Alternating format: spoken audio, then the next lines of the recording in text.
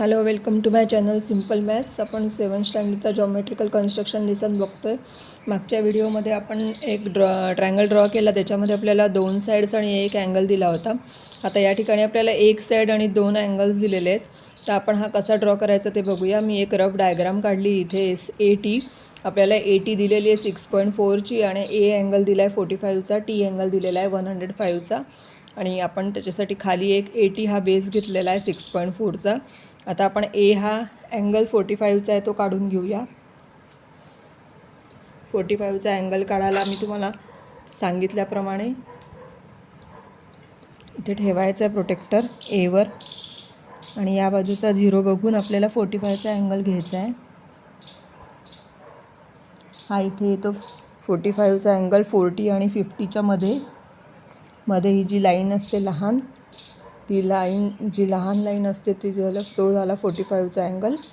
आता आपल्याला इथे एक लाईन ड्रॉ करून घ्यायची. आधी आपण हा टीचा 105चा अँगल आहे तो काढून घेऊया. इथे आता आपण टीच्या इथे प्रोटेक्टर ठेवायचं आहे. आता या ठिकाणी सुद्धा आपल्याला हा 0 न घेता या बाजूचा 0 घ्यायचा आहे, म्हणजेच हा बाहेरचा 0 घ्यायचा आहे. आता आपल्याला 105चा अँगल काढायचा आहे. 105 म्हणजे हा ऑप्ट्यूज अँगल आहे, म्हणजे हा 90पेक्षा मोठा येणार.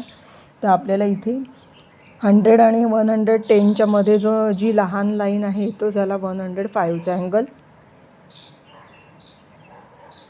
अशा प्रकारे आपण इथे पॉईंट दिला आहे. 100 आणि 110च्या मध्ये जो येईल तो येतो 105 आणि हा ऑप्ट्यूज अँगल असल्यामुळे हा 90पेक्षा मोठा होणार. आता आपल्याला इथे हे दोन्ही साईड्स जोडायचे आहेत. टीपासून ही लाईन जोडायची आहे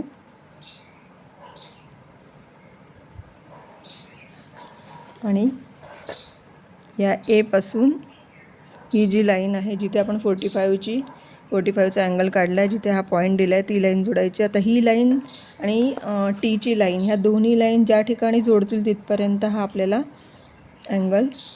ट्रायंगल ड्रॉ करायचा आहे.